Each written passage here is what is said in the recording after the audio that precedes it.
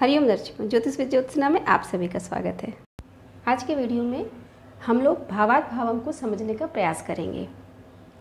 जैसे कि जो किसी भी चार्ट का फलित होता है या कोई भी चार्ट हम समझने का प्रयास करते हैं तो उसमें हम लोग किसी भी भाव को लिखते हैं। जैसे कोई क्लाइंट आया हम लोगों के पास तो उसमें उन्होंने बताया कि विवाह की समस्या है मान लीजिए, या धन की समस्या है, या बच्चा है उनका उसकी शिक्षा की समस्या है।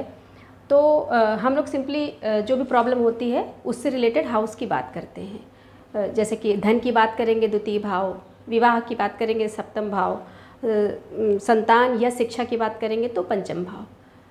किसी भी लग्न कुंडली में ये सिंपल भाव होते हैं जो भी किसी समस्या से संबंधित होते हैं या उस भाव के जो कारक होते हैं। लेकिन इन भावों के साथ साथ जैसे कि भावार्थ भावों की बात हम कर रहे हैं, हम लोग आजकल बात डिस्कस करेंगे हम लोग इस वीडियो में। तो उस जो संबंधित भाव होता है उससे जुड़ा हुआ भावार्थ भावम के आधार पर भी एक भाव बनता है। जैसे कि अगर हम धन की बात करें तो द्वितीय भाव जो है तो वो हमारा धन का भाव होता है। इसके साथ साथ द्वितीय भाव से द्वितीय भाव, जैसे कि वो होगा, वो बनेगा जाके तृतीय भाव। लग्न कुंडली का द्वितीय भाव दूसरा भाव हुआ और हम धन के लिए द्वितीय भाव का अध्ययन करते हैं तो भावार्थ भावम के आधार पर हमको तृतीय भाव भी लेना पड़ेगा। ये भावार्थ भावम के आधार पर अगर हम किसी भी समस्या को समझने की कोशिश करते हैं या किसी भी भाव का हम रिजल्ट जानना चाहते हैं तो इसके लिए हमें लग्न कुंडली के साथ साथ भावार्थ भावम को भी समझना आवश्यक होता है। ज्योतिष के क्षेत्र में जो लोग अभी नए हैं, जिन्होंने अभी शुरुआत करी है भाव भावेश कारक आदि को समझने का, जिनका पहला कदम अभी बढ़ा हुआ है, वो लोग इस बात को ध्यान रखें कि भावार्थ भावम को समझकर उनके फलित में सटीकता बढ़ेगी। जो प्राचीन ग्रंथ हैं ऋषियों ने उसमें भावार्थ भावम की बहुत अच्छी विशद विवेचना की हुई है। लेकिन इन जनरल क्या होता है कि लोग चार्ट के आधार पर जो भाव होते हैं उनका स्टडी करते हैं, उनको समझते हैं, लेकिन वो भावार्थ भावम को पीछे छोड़ देते हैं। स्टडी करते हैं तो वहाँ भावार्थ भावम आता है, वो लोग उसको समझते हैं, लेकिन जब फलित का जब समय आता है तो वो लोग भावार्थ भावम को अवॉइड कर देते हैं। लेकिन हमारा जो अनुभव है उस आधार पर आपको लग्न कुंडली के साथ साथ लग्न कुंडली के जो भाव हैं उनके साथ साथ भावार्थ भावम को ऐड करके किसी भी चार्ट की स्टडी करनी चाहिए। जैसे कि आप देख रहे हैं एग्जाम्पल चार्ट जो बना हुआ है मेष लग्न का है।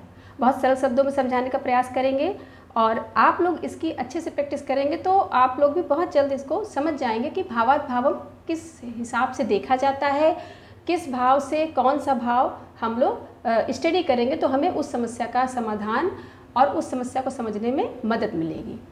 जैसे कि देखिए इसमें 7th हाउस मेष लग्न की कुंडली ली गई है और इसमें 7th हाउस में सर्किल आपको दिख रहा होगा। तो हम लोग मान लीजिए सप्तम भाव की बात करते हैं। सप्तम भाव विवाह का होता है, बिजनेस का होता है, इन सब चीज़ों से रिलेटेड होता है सप्तम भाव। तो जब बात समस्या की आती है, देखिए आजकल जो समय चल रहा है उसमें विवाह की बहुत ज़्यादा समस्या चल रही है। विवाह की मतलब होने की समस्या, या विवाह होने में देर हो रही है, या विवाह हो गया है तो आपसी तालमेल नहीं है, डिवोर्स भी देखिए बढ़ते ही जा रहे हैं। मान लीजिए व्यक्ति का एक विवाह हुआ, पहला विवाह, पति पत्नी में वैचारिक मतभेद थे, इस कारण उनमें डिवोर्स हो गया। दूसरा विवाह करा व्यक्ति ने, उसमें भी समस्या आ रही है। तो ये सारी चीज़ें आप सप्तम भाव से तो आपको पता चलेगा ही इस बारे में, लेकिन जो समस्यात्मक भाव होते हैं जैसे कि लग्न कुंडली जो होती है, तो जो हमारी भाव विश्लेषण वाली श्रृंखला आई थी उसमें हम लोग ने अध्ययन किया था 6, 8, 12 त्रिक भाव जो बोले जाते हैं, 2 स्थान भी इसको बोला जाता है। तो जैसे कि मेष लग्न की कुंडली है तो इसमें छठा भाव कन्या राशि का हुआ, बुध उसके स्वामी बने। अष्टम भाव वृश्चिक राशि का हुआ, मंगल उसके स्वामी बने। और द्वादश भाव हुआ मीन राशि आएगी वहाँ पर और बृहस्पति उसके स्वामी बनेंगे। तो ये सिंपली मेष लग्न की कुंडली के लिए 6, 8, 12 भाव हुए और उसके भावेश हुए बुध, मंगल और बृहस्पति। ठीक है। अगर हम विवाह की समस्या की बात कर रहे हैं, सप्तम भाव की बात कर रहे हैं, तो चूँकि 6, 8, 12 जो भाव हैं वो तो इस लग्न के लिए समस्यात्मक होंगे ही होंगे, लेकिन इसके साथ साथ हम अगर किसी भाव की बात कर रहे हैं, जैसे कि हमने एग्जाम्पल में लिया है सप्तम भाव विवाह का स्थान, तो जो 6, 8, 12 भाव किसी भी लग्न के लिए पीड़ा देने वाले भाव होते हैं, ठीक उसी तरह हर भाव से 6, 8, 12 भाव के स्वामी उस भाव की समस्याएं बढ़ाते ही हैं। यहाँ पर देखिए एरो लगाकर बताया गया है।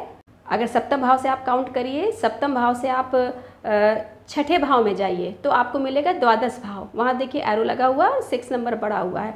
आप सप्तम भाव से काउंट करेंगे तो पहला भाव सप्तम हुआ, दूसरा भाव अष्टम, तीसरा भाव नवम, चौथा भाव दशम, पाँचवा भाव एकादश और छठा भाव हुआ द्वादश भाव। ठीक, उसके बाद आगे बढ़ेंगे। सप्तम भाव हुआ, मेष राशि आ रही है लग्न में, और फिर अष्टम भाव मीन्स मेष लग्न की कुंडली में सप्तम भाव के लिए जो 8वां भाव होगा वो होगा वृक राशि आएगी। वहाँ पर सप्तम भाव से छठा भाव हुआ, वहाँ मीन राशि आई, और 8वें भाव में हम पहुँचे तो वहाँ वृक राशि आई। ठीक है, इसको नोट डाउन आप चाहें तो, हमने प्लैनेट नहीं लिखे हैं, आप चाहो तो नोट डाउन कर सकते हो इसको कि वहाँ पर भाव के स्वामी कौन से ग्रह बन रहे हैं। उसके बाद जब हमने छठा भाव देख लिया, 8वां भाव देख लिया, अब 12वां भाव, तो डायरेक्ट आ जाइए आप सप्तम से द्वादश भाव में आ जाइए। नीचे जहाँ कन्या राशि है, लग्न से वो छठा भाव था, लेकिन जब हम सप्तम से काउंट करेंगे तो वो 12th हाउस आ जाएगा। ठीक है, क्लियर हो रही है ना बात हमारे हिसाब से। तो जिस तरह लग्न कुंडली के लिए 6, 8, 12 जो भाव होते हैं वो समस्या देते हैं, ठीक उसी तरह यदि हम सप्तम भाव की बात कर रहे हैं, विवाह की बात कर रहे हैं, तो निश्चित रूप से सप्तम भाव से छठा भाव हुआ 12वां भाव, 8वां भाव हुआ द्वितीय भाव, और सप्तम से द्वादश भाव हुआ जो कुंडली का छठा भाव है। ठीक है, तो इन भाव के भावेश यदि सप्तम भाव के स्वामी से संबंध बनाएंगे, सप्तम भाव से संबंध बनाएंगे, तो निश्चित रूप से जातक को अपने जीवन में विवाह के से संबंधित समस्याओं का सामना करना पड़ेगा। एक बार फिर से थोड़ा सा क्लियर करते हैं, आप लोग कोशिश करिए समझने की। लग्न से 6, 8, 12 जो भाव के स्वामी होते हैं वो उस लग्न के लिए समस्यात्मक होते हैं। उसी तरीके से अगर हम सप्तम भाव की विवाह की बात करते हैं तो सप्तम भाव से हमें काउंट करना पड़ेगा कि सप्तम भाव से छठे भाव का स्वामी कौन सा ग्रह बन रहा है, 8वें भाव का स्वामी कौन सा ग्रह बन रहा है, और 12वें भाव का स्वामी कौन सा ग्रह बन रहा है। इन 6, 8, 12 के स्वामियों का यदि सप्तम भाव से संबंध बन रहा होगा तो निश्चित रूप से व्यक्ति के जीवन में उस भाव से संबंधित समस्याएं आएंगी। बहुत ही सरल शब्दों में प्रयास किया है आपको समझाने का। नेक्स्ट वीडियो में आज हमने मेष लग्न की कुंडली ली है और उसमें से सप्तम भाव लिया है, और अगले वीडियो में मेष लग्न की कुंडली में ही हम लोग बात करेंगे पंचम भाव की और पंचम भाव से संबंधित समस्या देने वाले भावों की। जैसे कि अभी आज की कुंडली में हमारे 6, 8, 12 भाव, ये क्लियर था कि 6, 8, 12 भाव के स्वामी दो स्थान के स्वामी होते हैं और समस्या क्रिएट करते हैं। आज की वीडियो के लिए इतना ही, मिलते हैं आपसे अगले वीडियो में, तब तक के लिए हरिओम।